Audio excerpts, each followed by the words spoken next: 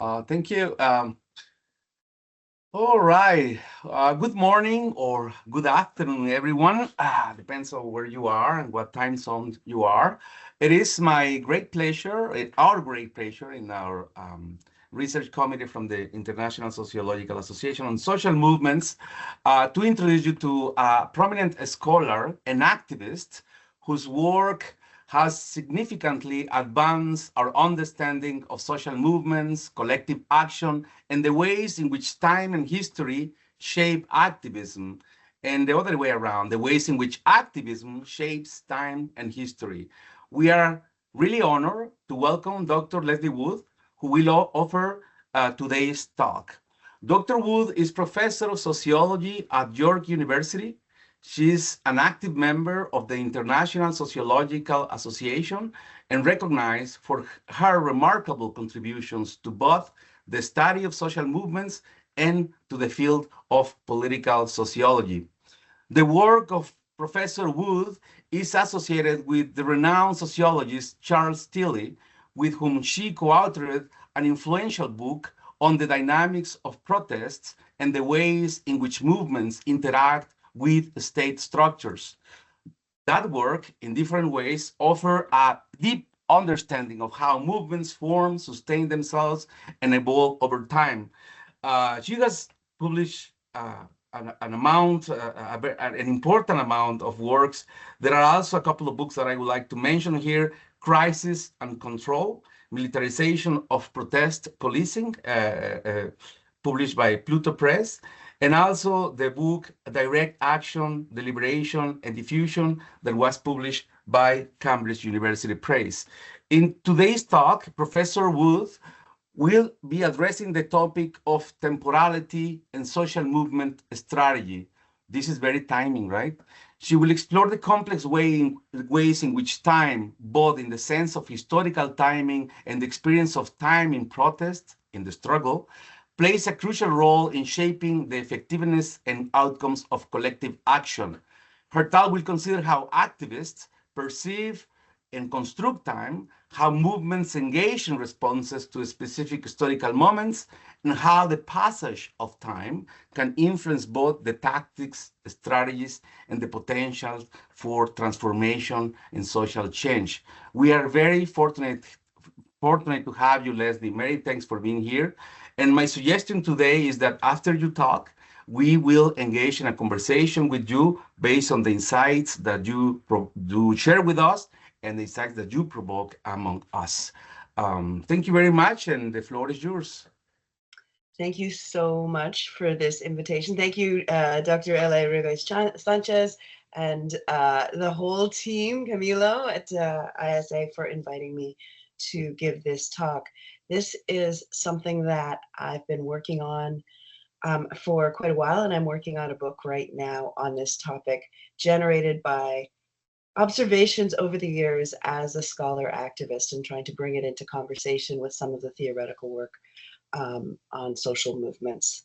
So I'm speaking from land that's the territory of the Huron-Wendat and the Petun First Nations, the Seneca and the Mississaugas of the Credit. The territory I'm on is subject to the Dish with One Spoon Wampum Belt Covenant, which is an agreement between the Haudenosaunee Confederacy and the Anishinaabeg and the Anishinaabeg and allied nations to care and share for the Great Lakes region. It's now home to many indigenous nations. I'm trying to understand something that probably many of us are trying to understand, is how movements can sometimes win. In particular, I want to understand why some movements are more strategic and imaginative than others. And there are different ways that we can answer this question. I'm arguing here that paying attention to time helps. Now, how do we talk about time? When we say the word time or temporal, we can mean a lot of different things: history, speed, calendars, clocks. In order to get at variation, I think it's useful to break it down into conceptions, perceptions, and practices. By temporal conceptions or ideas about time, I'm talking about ideas about past, present, and future. Ideas like the temporal horizon, how far in the past or future is relevant. Norms around pace, or duration of action. How fast should things be? How long should they last? Ideas about generation, ideas about revolution, transformation, etc. By temporal perceptions, I mean the perception of change. Many of us get the sense that things are going faster as we get older. We get a sense in movements that things are going faster, or they're getting stuck, they're slowing down. We have perceptions of time standing still, and many of us had this experience during COVID. In terms of temporal practices, we could talk about the characteristics of action, the pace of action, of decision making. We could talk about the pace of communication. We could talk about the practices in terms of narratives of the past, present, or future, speed, or generations. Or we could talk about institutional or organizational procedures, calendars, clocks, measurements that could shape our conception and perception of time, time zones even. By breaking it down, it becomes more possible to understand the variation in these different dimensions of time and help us to empirically and theoretically understand the variation in movement processes and mechanisms, including those about strategy and strategic capacity. I think that this disaggregated approach to time is helpful for both activists and analysts. So now we talk about time in a limited way in social movement theory, although it is changing. There's a lot of amazing work happening right now. The dominant model for looking at social movements, the one that Taylor mentioned, is a rich one, empirically grounded, shaped by the work of people like Charles Tilly and others on his team. So Tilly's team in the 1980s wanted to understand whether and how there were changes in the ways that ordinary people pursued their interests with the rise of capitalism in the state, in the center of empire, right, in Britain. This was an effort to get beyond explanations that saw people simply as suffering and reacting or enacting some sort of pathology.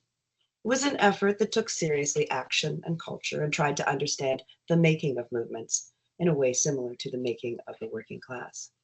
Now, Tilly and his team dug up the documents of the day, the newspapers, the government debates, and they developed a catalog of 8,088 contentious gatherings, right? Marches, public meetings, delegations, direct actions. If you're here, you probably know the story. And they found that between 1760 and 1834, with the kind of intensification of capitalism in the state, people in Britain moved away from direct action and petitioning the aristocracy into the modular social movement form that we still see today. With colonialism and with capitalism, this model spread worldwide, particularly to be used in liberal democracies.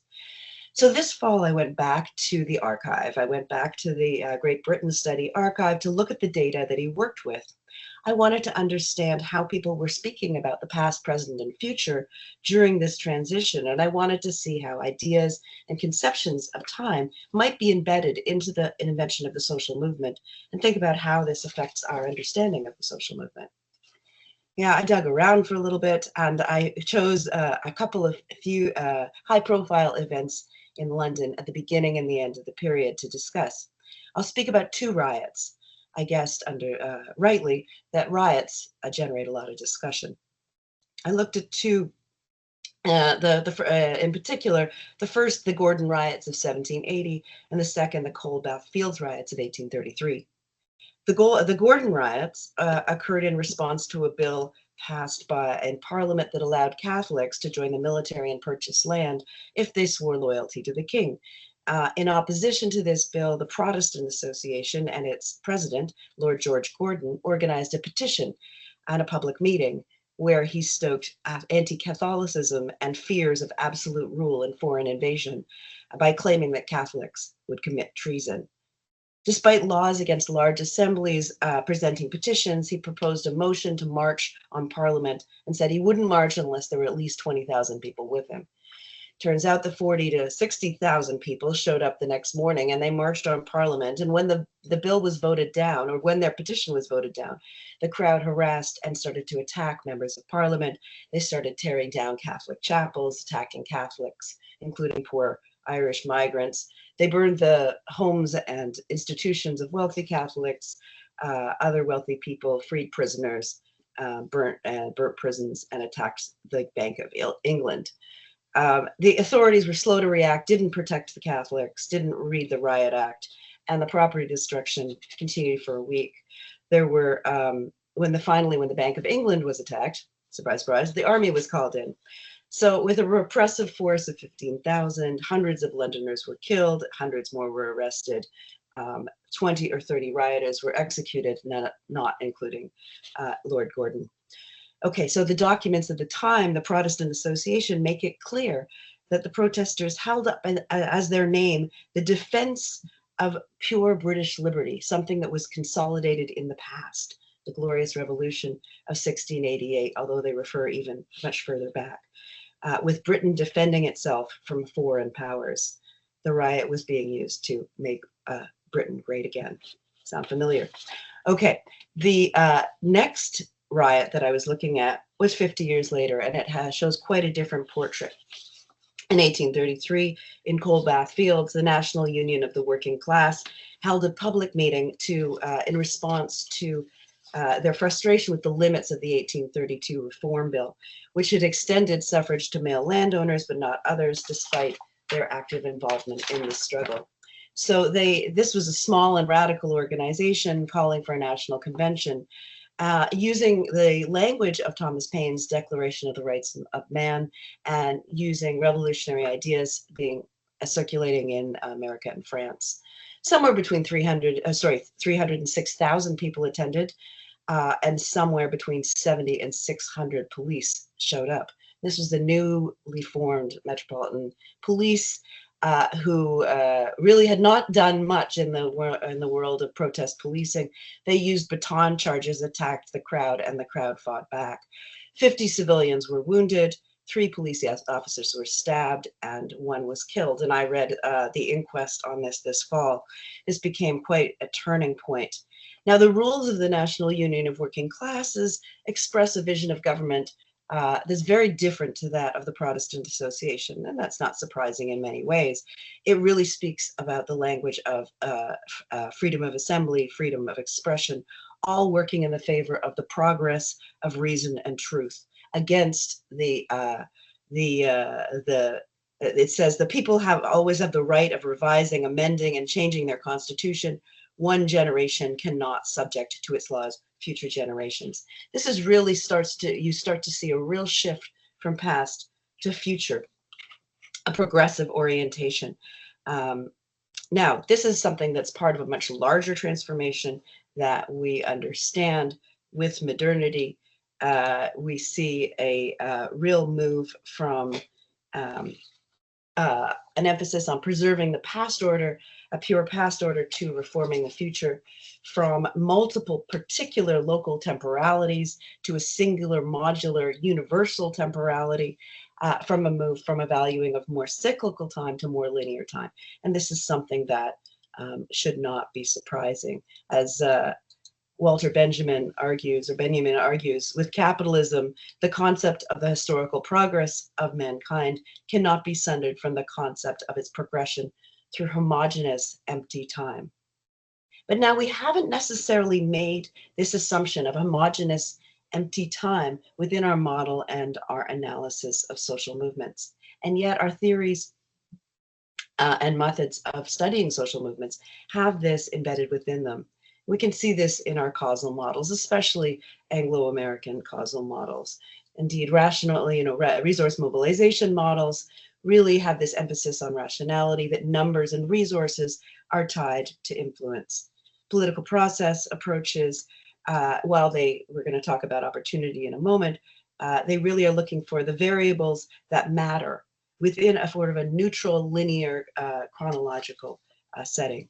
Event catalogs, something that I spend a lot of time looking at, look at the number and size of events through chronological time. We look at sequences and episodes and action that make time sort of a background. The literature, even the literature that looks at agency and strategy and movements, makes assumption about time as a neutral background, rather than something that is at least partially socially constructed. Now, I must have a little bit of it, but of course, the literature on social movements and activists themselves know very well that movements are about creating discontinuity, about creating crisis, about creating kairos. Okay, so even, I'm going to come back to that. Even activist planning tools, though, despite that knowledge, that very deeply embedded knowledge that it is about discontinuity in part, do tend to have difficulty to look at time in a more complex way. Things like the strengths, weaknesses, opportunities, and threats tool, which is something that I think is used maybe particularly in Canada and the US, but it's an analysis of what's working, what isn't working in terms of tactics, in terms of frames, in terms of campaign organizing, makes assumptions about the past, present, and future happening in a linear fashion. The desire to control outcomes often makes movement strategizing a question of information and resources within a temporal order, and makes some assumptions that really do limit our understanding of our strategic capacity as movements. Now, what do I mean by strategic capacity? Good choices in terms of tactics, targets, and timing at the most general level. And we can think about high levels of strategic capacity in movements as being an ability to evaluate salient information, ability to make use of that information, to play with ideas, and to be motivated. Those are associated with high levels of strategic capacity, as opposed to when groups have low levels of strategic capacity. They tend to reproduce the existing repertoire. They tend to fetishize tactics and organizing models, and they tend to find it more difficult to analyze the changing context. This is something that I know many of us who've been involved in movements or studied movements is really the kind of modal way that we exist in movements. We often do what we've done before, knowing that it works. Now, this idea of strategic capacity is associated with Marshall Gans, who was an organizer with the United Farm Workers Movement from 1965 to 1981. And he describes what strategic capacity looks like, and gives us this incredible quote in his book from a meeting where the United Farm Workers were figuring out what to do in a strike that wasn't really working. And I'm just going to read from it for a moment. As proposals flew around the room, someone suggested we follow the example of the New Mexico miners who traveled to New York to set up a mining camp in front of the company headquarters on Wall Street. Why not start in Sacramento, and why not march to Sacramento instead and put the heat on Governor Brown to intervene and get negotiations started? He's up for re-election, wants the votes of our supporters. Maybe we could have more impact if we use them as leverage. And we could, I'm going to skip ahead, the march could pass through farm worker towns, take a page from Mao's Long March. We could get them defeated and house us. As Zapata wrote in his Plan de Ayala, Luis Valdez suggested we could do a plan to Delano and read it in each town. Then Chavez asked, why should it be a march at all? It'll be Lent soon, a time for reflection, for penance, for asking forgiveness. Perhaps ours should be a pilgrimage, a peregrinación, which could arrive at Sacramento for Easter Sunday. So you see here bringing together repertoires, right? Some models coming from Mexican culture, coming from communist socialist culture, coming from civil rights movement is another part, coming from all these different models are being played with and explored. Very high capacity, strategic capacity. Okay. So groups have, now he, did I just jump forward in an inappropriate way? Okay, no, this is fine. He understood that, I'm going to go here, that strategic capacity is tied to having a leadership team that had diverse life experiences, networks, and repertoires, was able to have a conversation that was open and reflexive, and the group was accountable to diverse sources of funding, and that even groups that had few resources were able to have more strategic capacity. If they had this, they were more able to make good choices, had more imagination, and were able to think outside the box or think outside the clock. I must apologize for that one.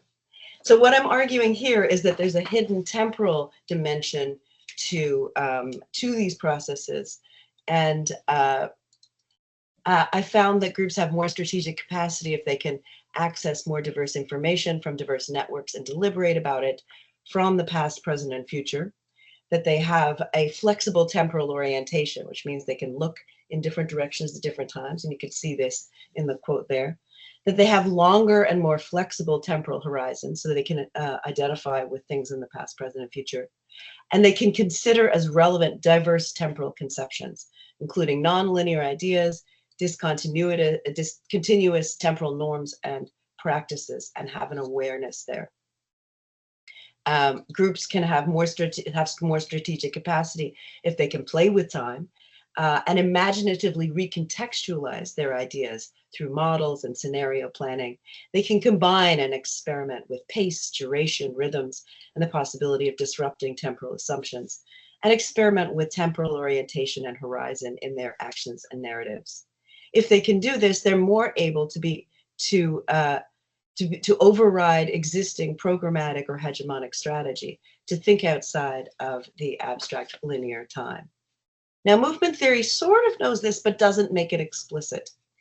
We need to be a little bit more like the geographers, who are very good at reminding us that that place and space are socially produced, and pay attention to the way that time is multiple, socially produced, and both linear and nonlinear. I'm going to give offer three aspects in social movements that we can consider when we're thinking about the limitations in the way that we consider temporality in social movements. The first is kairos. So this is often opposed to chronos, linear time. Kairos is a very old idea of the right or critical moment, that there's a quality of particular moments that give them particular influence. We analyze social movement organizations, tactics and strategy, sometimes as if all moments in time are equivalent, but both researchers and experienced organizers know there are weeks when decades happen. There are discontinuities in time, and this is understood. We know that political opportunities, when authorities are more open and relationships more unstable, are associated with increased impact. We know how to analyze them and how to use them, whether we're talking about the Trump election, the war in Gaza, or other significant events. We know that there are certain events that have disproportionate influence on relations, identities, and practices, and these can be sometimes manufactured by movements themselves. We can talk about critical junctures. We can talk about eventful events, right? So this is this emphasis on discontinuity. Some of these moments, opportunities, events are not just about action, but they're about imagination and emotion. And I know many of us have experienced this, when multiple possibilities become more visible. We recognize that any analysis of movements needs to take this into account. We can make explicit that these moments show how time is not linear, homogeneous, or singular. And this understanding for activists is tied to increased strategic capacity. The second example that challenges the assumption of linear neutral time is waves or cycles. We know the movements come in waves, and that the activities, ideas, and perceptions of participants at different moments in the waves have patterns. There's that period of upswing acceleration where innovation is much more likely, that there's diffusion, new people coming in, joining idea, also a perception of expanding time, right? The sense that when you look back, sometimes you think, how did we possibly get so much done during that period, right? The period of upswing has this perception of expansion. Then we get to the peak where there's increased confrontation, success, drama, and then of course the sometimes long downswing, where we get these experiences of slowing down of time, of institutionalization, of radicalization, and debates around strategy and tactics that can really drive so many people away. Now, when we recognize this pattern, we understand that any analysis of a movement is happening within some point within this wave cycle. This allows us to avoid overly optimistic or pessimistic analysis of tactics. There's always this sense at the upswing that this one is going to be completely different than anything that has come before, right? And when things fail, it's like why movements didn't matter, and then everybody goes to grad school. Anyway, so looking at the wave cycle allows us to understand that there's, get beyond optimistic and pessimistic analyses, and allows us to avoid imitating or rejecting without an awareness of the temporal context. When we recognize this as organizers as well, we can prepare for it. The third example is one I'll go into in a little bit more detail based on a paper that I recently published on temporal conflict. This is the idea that okay, so this challenges the assumptions of linear neutral time through temporal conflict. We know that temporal conceptions and characteristics of action shape mobilization. There's some very clever work on future imaginaries and how they build a sense of hope or meaning in action and support particular practices. Alinsky talks about how the pace of action shapes commitment. We know that groups in coalitions with different temporal conceptions and different temporal practices experience tension and miscommunication. So I wanted to take from this to show how conflict is something that is part of contention as well.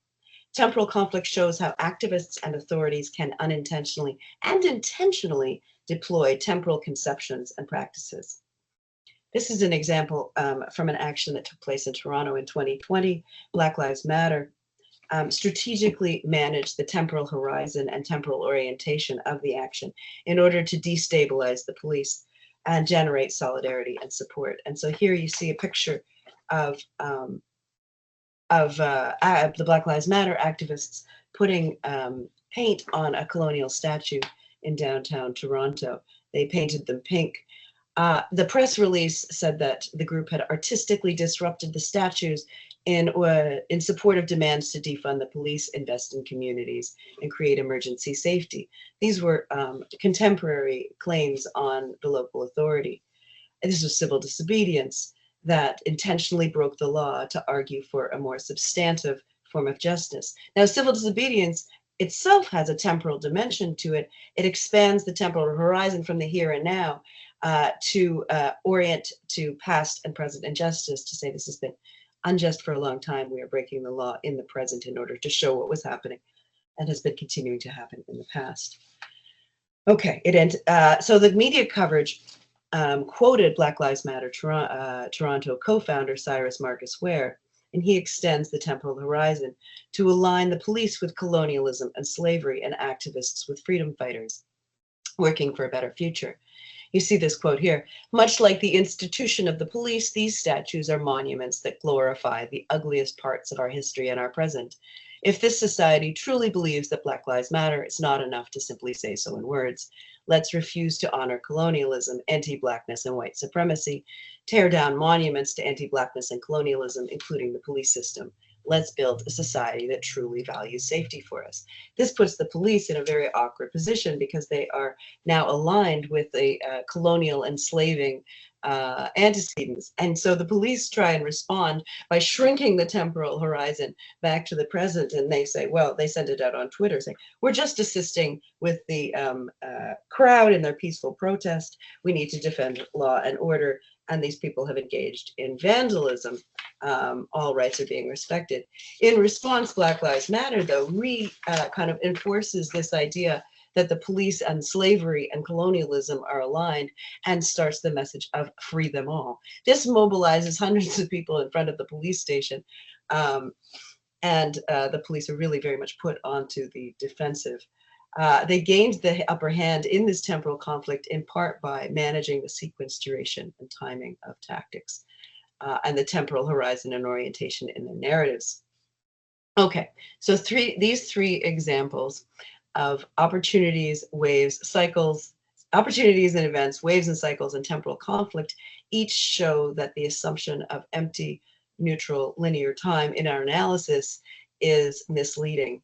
Instead, our models for understanding movements must try and recognize that there are multiple conceptions of time at play within our movements. Temporal ideas, perceptions, and practices vary across cultures, generations, and through time.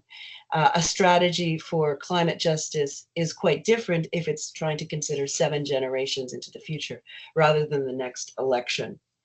Pace differs. Differences in conceptions of time or practices can create tensions in our coalition work, and looking at the temporal dimensions helps us to explain these. Temporal orientation, valuing the past, a cherished pure past, or valuing progress to the future, shapes strategy. The assumptions about the arc of history getting better matter, right? The conceptions of waves shape organizing. Time is, at least in part, socially constructed, right? And this social construction shapes movements, and movements can shape it by escalating pace, size, and militancy. This itself shapes the perception of time within movements, which has emotional dimensions. And time is, of course, both linear and non-linear. There are particular moments that matter. There are cycles and waves that shape emotion, perception, and action. And of course, it is important to be able to still analyze things through a linear lens as well. Okay, to conclude, there are assumptions about time within our model of the social movement and within the state. And with this, it's embedded in our methods as well, and it is embedded within the movements themselves. And these assumptions limit both our analysis and the strategic capacity of those challenging power. They limit it by limiting our evaluation of diverse models, by limiting our use of salient information, by constraining movement networks, and by leading us to fetishize a small selection of possibilities. Our ideas about time, our perceptions of time, and our temporal practices are limited, and overcoming this will help us to think more imaginatively as researchers and those seeking a more just world. And I will stop there. Thank you. Thank you very much. Thank you very much. It's a great way to start our conversation. When I was listening to your talk, your ideas, you made me think about, we are living in a moment of tremendous violence and despair and domination, war, death, control.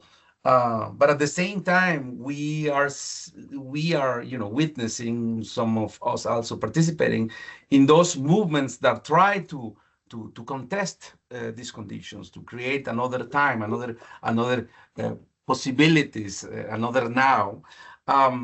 In your view, and based on this experience studying movements across history, the transformation of these movements and repertoire of protest and so on, I wanted to ask you if you have in mind particular kind of movement. You mentioned the Black Lives Matter, but particular kind of movements at this moment, struggling against, for example, genocide in Palestine, and so on. If you have an idea of movements that are closer to this suggestion that you made, which is basically we have to kind of question the dominant conception of time and kind of cultivate non-linear, neutral conception of time. Are there movements that you think that are cultivating these alternative notions of time that create possibilities for a better future? Yeah, well, or at least not a worse future, but a better future as well. Yeah, of course, right? I'm active in doing Palestine solidarity work right now, and I've been tracking with my event catalog and also through my participation. All of the protests in Toronto. We've had over 700 and something protests in the last year around Palestine. And what you can see is, in terms of the solidarity movement, activists through Palestine Youth Movement and other formations really working to maintain momentum, right? Through innovating the frame. We have weekly protests as well, changing tactics in order to keep the emotional intensity up. It is very, very difficult to maintain this level of intensity for this long, right? And so activists are intentionally kind of maintaining the wave through innovation, through generating excitement, through shifting up the tactics, and also playing with makes it sound very juvenile. Of course, it's not, right? Extending the temporal horizon. Right? So all this temporal conflict. Is this about October 7th? No, this is not about October 7th. Is it about 1948? Is it about colonialism? Is it about settler-colonialism? Movements are very much engaged in this contestation around What is it that we're speaking about? And when is it that we're speaking about? So you see that active work of movements in order to disrupt this sense of like, okay, that's happened, it's over. Now we're, and you can't change things, right? Trying to think outside the box, trying to build alliances by saying, okay, well, let's talk about Sudan. Let's talk about settler colonialism in the Americas. Let's talk about these different cases in order to build capacity. Is that what you're thinking about? Or what are you thinking? What have you noticed? Aloy, I'm sure you've noticed quite a lot as well. I am thinking. You made me think a lot when I was listening up to you about, in my experience, my exposition to social movements, my learning about politics. In fact, it was not in academia, but in social movements. I am from Mexico, and I grew up in a moment in which there was a major intervention in the no, in the notion on the notion of time, dominant notion of time, that was created by the Zapatistas. At that time, there was no questioning. I remember I was studying my undergraduate degree, and then the first thing that the first notice we received from a professor teaching Marx, the theory of Marx. Uh, it was, no, we are not teaching anymore Marx. We are reading now the history of liberalism. We're going to read Rousseau and Hobbes and so on and so forth, because it's not, not relevant anymore. 2 years after that, it happens the Zapatista movement. It was a major interruption of this idea of, there is just a destiny, there is a story that we have to kind of align to, and so on and so forth. And so I learned about the interruption of time in that context, the interruption of the idea about time is a linear, we can't contest it anymore, and so on and so forth. And one of the things that specifically they speak about time in the Zapatista movement is, the time is now. They say we have to build our own time, our own time. The calendar that we follow, that was somehow, you already mentioned, shaped by the factory work, by the rules under capitalism, by the acceleration, by the way in which we measure time, and so on and so forth, is not our time.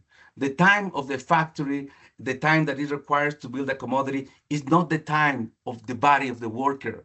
It's not the time of the peasantry, and so on and so forth. So we have to build another calendar. We have to build another time. And we only do that, they say, through acting now,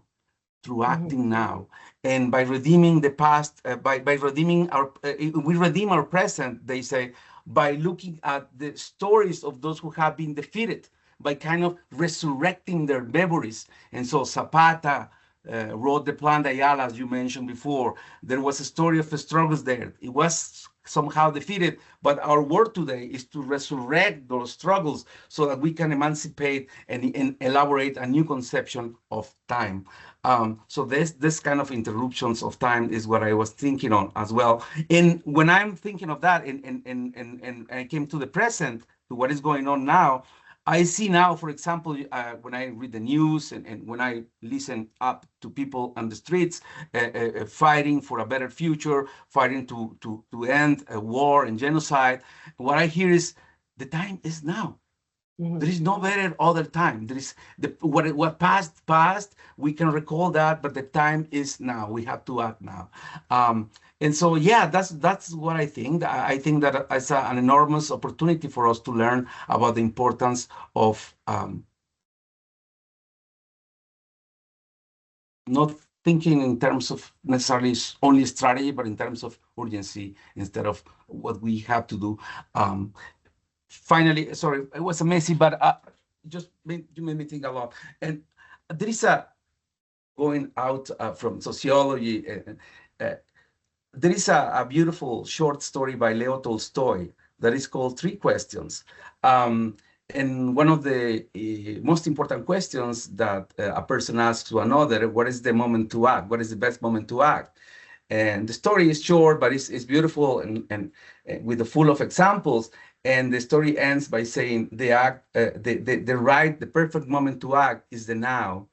Why? The person asking the question, why do you think it's now? He say, because it's the moment in which we are sure that we have any power. Tomorrow we don't know.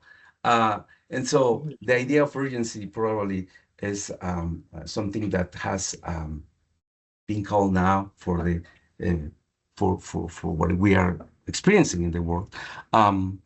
Yeah, but yeah, those messy ideas are the ones I wanted to share here. But I also would like to ask people if they have some Yes, questions or sorry, Eloy, we reflections. have two questions. Yeah, we have Trobolaska and Priot who wants to intervene. So the floor is yours, Trobolaska.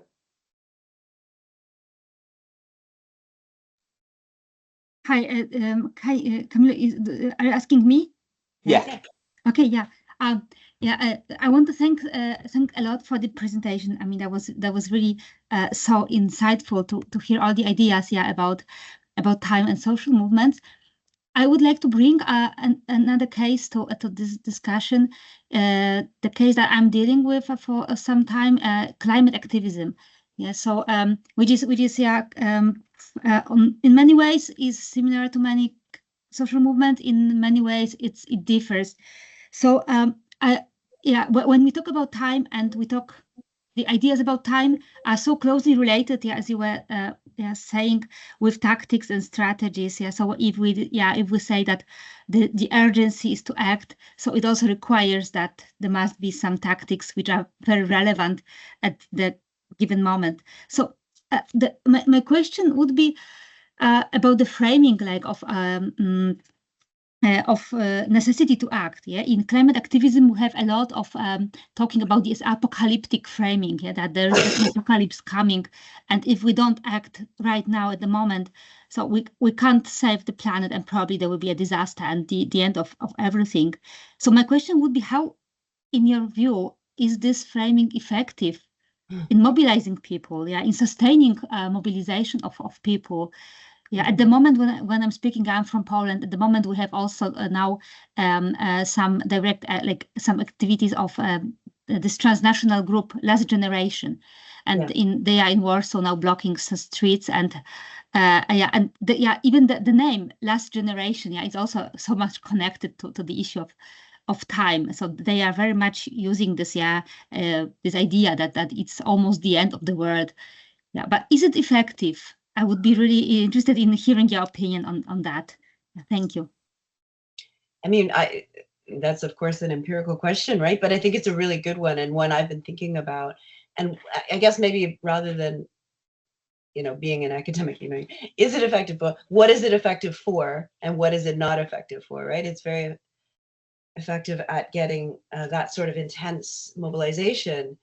Is it good in terms of building a longer term strategy?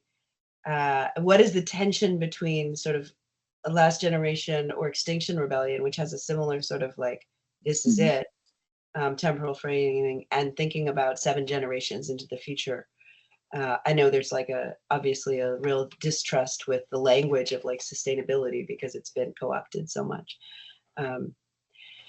So I'm sure you know probably better than I do, right? But I think it's good to talk about how those frames are used and what they do, and how they also build.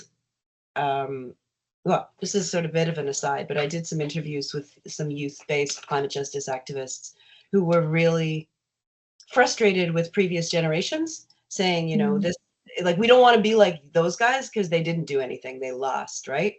And so they really rejected. But at a certain point, after they went through a real kind of wave of mobilization with Fridays for Future and everything, and then they started to think, well, maybe we need to learn some lessons from the past and kind of extend the temporal horizon as well.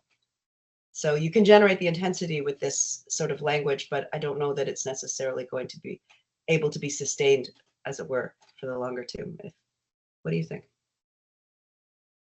Yeah, thanks a lot. I mean, I see that these tensions are now being discussed, in climate activist circles, like wherever you talk, they also struggle with finding the right frames to be able to address people and address public, so that when people are too scared, it's also too frightening sometimes. But on the other hand, if they say, okay, this problem can wait and just let's give them hope for solving the problem in other ways, that also will not solve yeah, if all the reports are true that it's really happening too quickly, then we really think, yeah. So this is the tension between hope and apocalypse that I feel that the activists are also struggling so much, and to find what could be the right the right narratives to talk to people.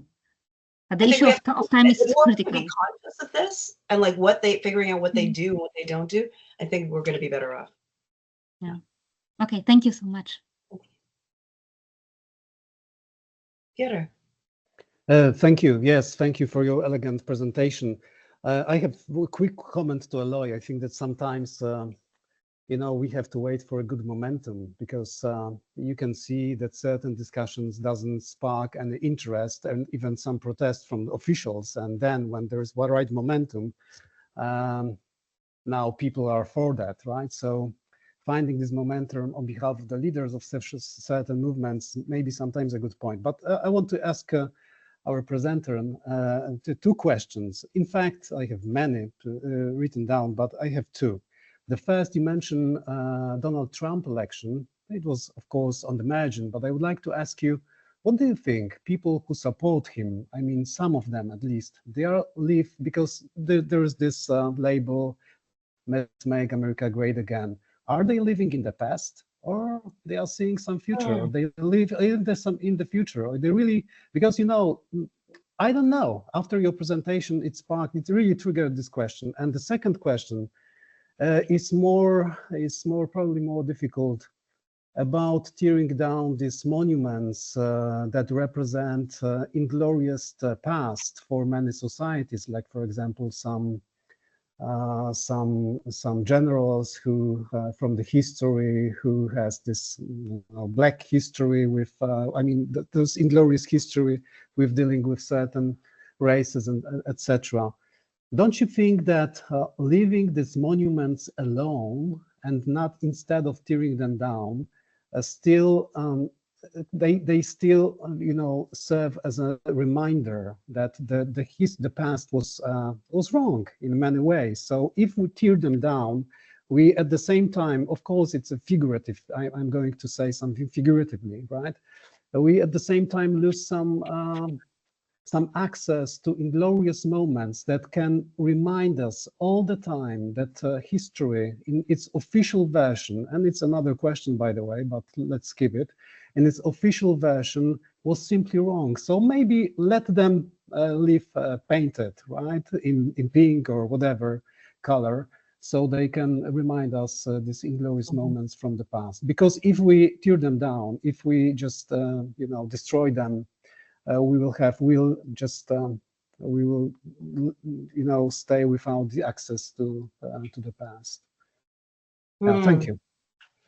Those are very interesting, provocative questions. I think so. Those statues are still like 4 years later are still covered with wood in and the university that the action started at has changed its name. I think about Murray Sinclair, was an Indigenous lawyer and activist in Canada who recently passed, and he said, well, what we need is just more statues rather than getting rid of the old ones. I think it's what's important is the contestation, not necessarily the actual result of the contestation.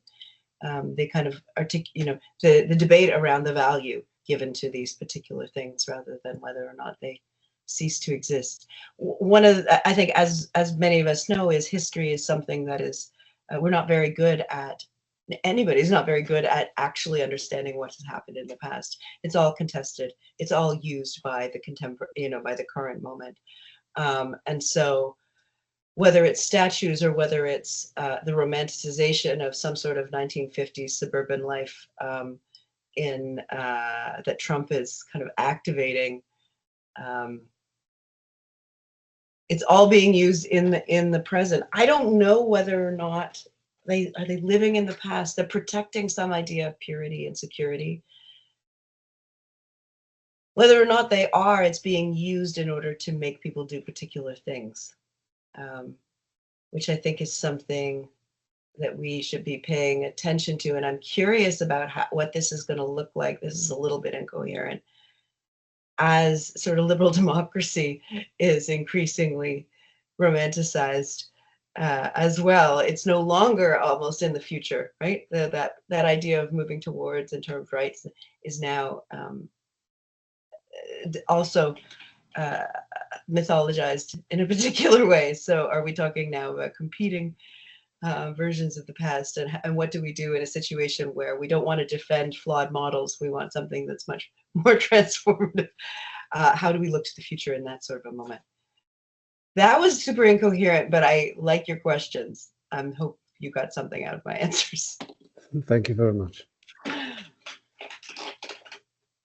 Sampath, if you want to ask. Yeah. Congratulations. It was a very, very nicely done, the presentation. I'm Sampath from India. Okay. And I have been studying social movements from the conscientization perspective. Okay. The Paulo Freire's perspective. And of course, the other perspectives like the what you call it is an anti-oppressive perspectives. Okay. And then, of course, how do we develop an environment in which we can come up with the anti-hegemonic environment? Okay. Or maybe those, that is really important. And now the time has come, and we have to have a strategic time and capacities and campaigns and network and alliance and coalitions where we have all the like-minded people. But what about how do we analyze the opponents?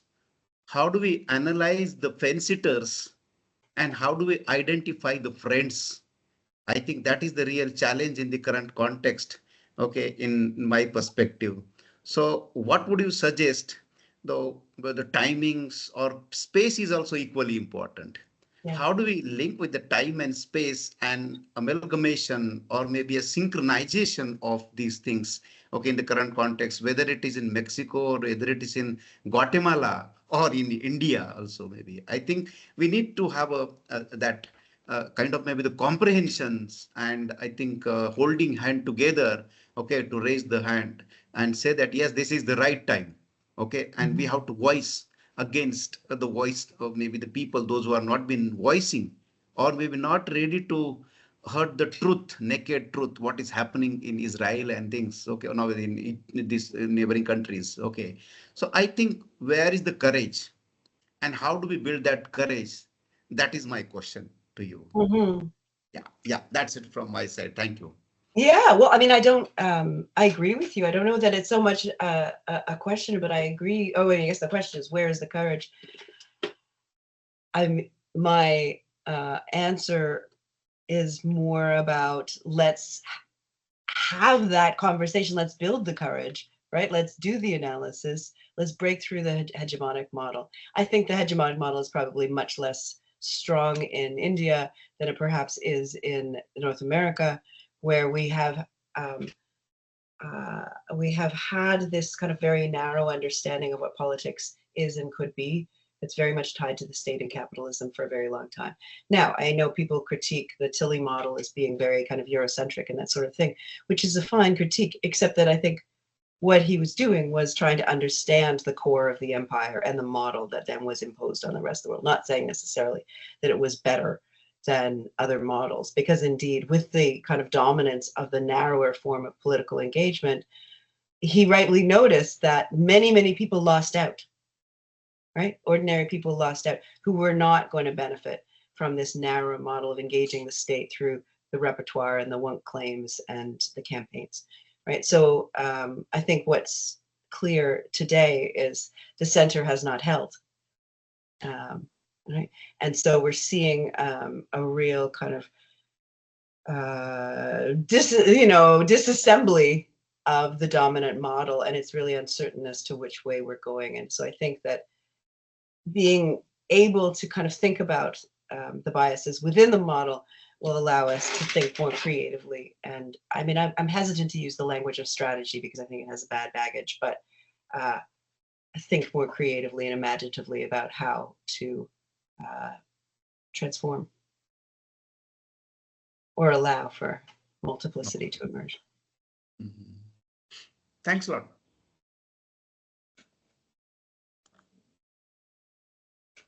Is it Elo? Elo? Yes, Eloy. Yeah. Yes. If I may ask a question. Leslie, your work with Charles Tilly was translated in Spanish, was published in Spanish as Los Movimientos Sociales 1768-2009, desde sus orígenes a Facebook. Social movements from 1768 to 2009, from its origins to Facebook. My question is, what, in your view, is the role that digital technologies or Facebook, these technologies are playing in social movements? Just for you to elaborate, I would like to. Just a short question. Right, Yeah, of very short. course. I mean, movements and, you know, are always transformed by the latest technology, right? So he tells the story. This is, let me be clear, this is his book that when he started to get sick, he asked me to work on the second edition, and then we kept going, but it was very much his book. But that section was the section that I probably had the most hand in, was the discussion of the technology, because it's the one that's changing all the time. And I've been thinking about, I don't want to do another edition of that book because I think it's his book. He would have changed his whole ideas by now. But yeah,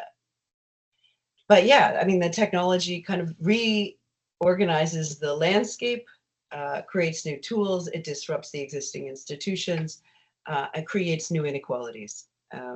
So you have a move to more, networked. Yeah, I'm not going to explain the whole, the argument about how social media has changed so many things, and yet it's still about challenges to power, ordinary people trying to build power in new ways, and movements allow for that. I mean, you raised the Zapatistas, and I know there's too much given to the Zapatistas as a digital movement and not an actual grassroots struggle, which of course it was as well. But internationally, we perceived it, those of us who were in other places, as an international struggle. One of the projects I've been working on is an oral history of the People's Global Action, which was a transnational network of activists in different places who were inspired by the Zapatistas. And that was definitely a moment of internationalism, one that I feel like we need to look back on to think about how in this very digitally connected environment, we seem to have in some ways less internationalism than we did 20 years ago. So how do we use those technologies in a way that kind of reconnect us? Because right now it feels like we're moving in the opposite direction. So there's no automatic relationship between new technologies and connection. That's for darn sure.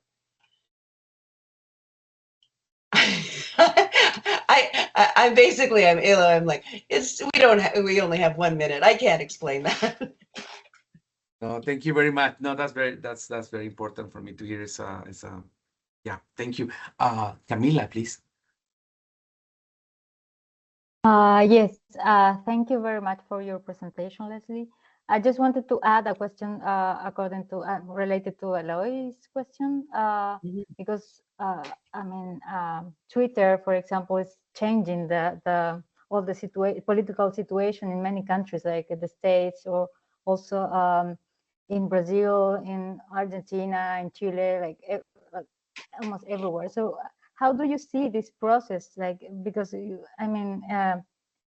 social media used to be like somehow a good tool, but now it's getting in the other way. So how are you analyzing this process? Because it's so difficult to as a sociologist or researcher, it's so difficult to analyze these tools, these platforms. Yeah, it's also a difficult question. It is really difficult, right? And so much of the analysis either is studying movements online or studying movements in real life. And the connection between the two is not well. We don't have good methodology for being able to do this. I'm working with students to try to do that. But I think going back to this discussion of crime, we're very aware of how the way social movements are making us move faster and faster and faster, right? We are so reactive to what's coming across our feeds. And so much of the movements that I'm part of, we spent a lot of time thinking about Instagram in a way that really, we create this whole world about affecting the engaging with the algorithm as a power. I mean, are you doing this work? Are you trying to understand how to do it? Please tell me that you figured it out. It's so difficult. It's so difficult. I'm trying to analyze the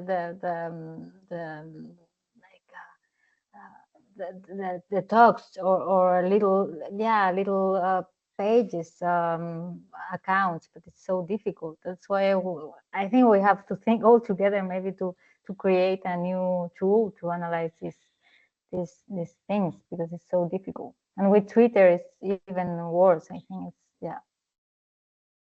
Yeah, and I mean, I did a piece in Mobilization recently that was trying to understand if we did our analysis using Twitter versus like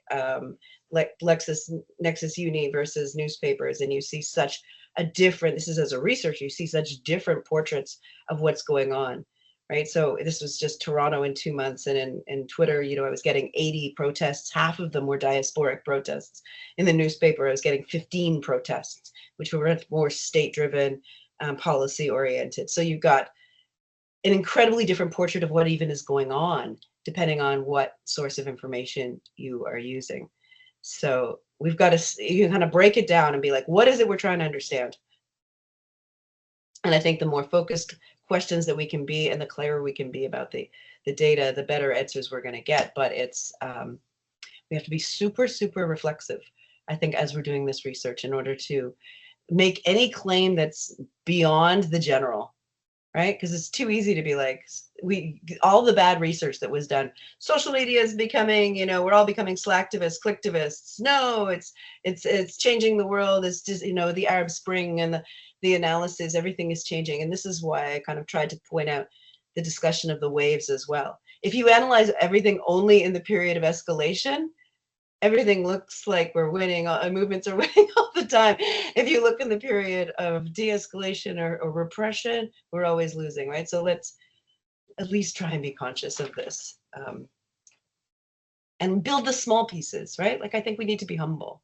I mean, that's one of the things that Tilly really taught me, is like, just try and build be really sure about the small piece you can get.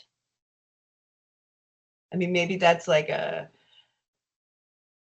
very kind of Western ontology and the accumulation of knowledge, but we work together and we build knowledge together. Can I ask you a last question on my part? You know, I think I don't know where I learned that, but I learned somewhere that, you know, the role of science, of social science, is to really help make our lives better, easier. And so my question is, how do you think the sociology of social movements can serve the purpose of human life improvement and emancipation? I mean, well, let's go back to, you know, to Marx, I suppose. The point, however, is to, you know, understand the world in order to change it. I do believe that it is possible, through being reflexive and understanding and being very clear and collaborating, that we can better understand what's going on, and try and assist with those trying to change the world. Perhaps that's a old-fashioned idea, but I think it's still the core of what I do, and I think what many of us do. I know you do it. That's why I admire your work. It's very solid, empirically grounded, and your commitment is exceptional to social movements, to organizations that try to make life better, and I'm so thankful for that. I don't know if we have more time. It's 6 and 6. If there are questions, more questions. It is so wonderful to be here and have these conversations. I'm hoping to see many of you in Morocco. That's right. You have a panel in Morocco, on temporality and social movements. I had 39 abstracts submitted for it. Wonderful. I will attend there to take notes. As it looks very interesting. Well, they gave me a second panel, so a roundtable as well. So. Wonderful.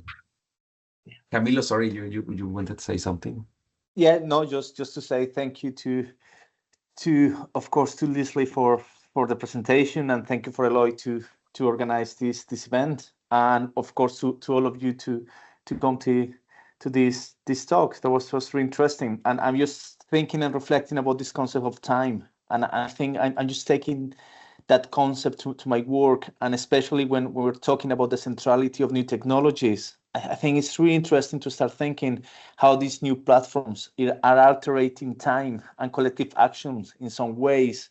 And I don't know, it's a lot of thinking now, just like how to connect all the elements that you are providing, Leslie. So thank you so much for that, just to say that. Well, thank you for letting me do it. This is the first time that I've tried to express the overarching argument behind the book. And I realize I have work to do to make it clearer, but it was very helpful for me to need to say it out loud. So, looking forward to that book. me too. So, Eloy, final remarks from you? Or? Just to say thank you very much again. It was an honor. It was great to listen up to you, to think about time and the importance of the now and redemption and serving movements, and doing also a good job in sociology. A lot of you. I learned a lot from my colleagues here and in the International Sociological Association, in our research committee as well. And you, Leslie, are just enriching our learning process. And so thank you very much. Well, thank you so much. All right. Thank you for all your good questions too. Okay, so thank you all for coming, and see you in Rabat, hopefully. Thank you so much. Yes, See you in Rabat. Yes, see you in Rabat. Have a good day. Have a good time. Have a good time.